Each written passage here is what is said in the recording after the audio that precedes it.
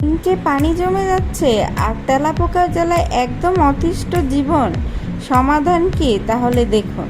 সিঙ্কে পানি জমে গেলে যা করবেন, 1 চামচ বেকিং সোডা, 1 চামচ লেবুর রস দিয়ে অপেক্ষা করব 15-20 মিনিট।